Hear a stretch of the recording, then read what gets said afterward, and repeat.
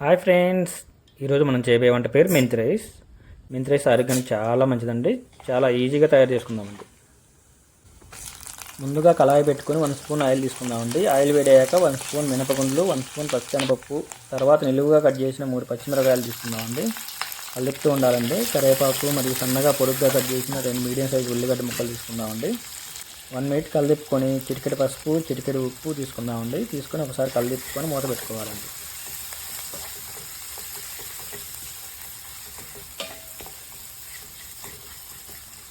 5 minutes దాకా సిమ్లో పెట్టాలి. ఆనియన్ లైట్ గోల్డ్ కలర్ వచ్చినాక మగ్గనివ్వాలండి. తర్వాత సన్నగా తరిగిన మెంతాకుని తీసుకోవాలండి. ఇది 3 కట్టలు మీడియం సైజువి కాడలతో సహా కట్ చేసి వేసానండి. బాగా కలిదిప్పుకొని సిమ్లో 10 మినిట్స్ దాకా మగ్గనివ్వాలి. మధ్యలో ఒకసారి మూత తీసి కలిదిప్పుకొని చూడాలండి.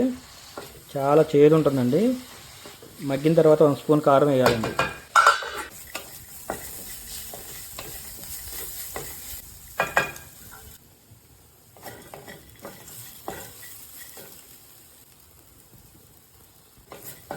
బాగా కలుపుకొని మూత పెట్టాలండి.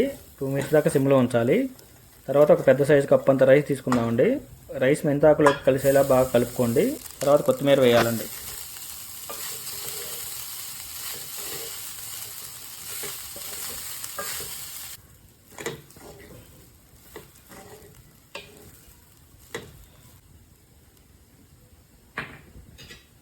రెడీ అయిందండి ఎంతో ఆరోగ్యకరమైన మెంతి భోజనం.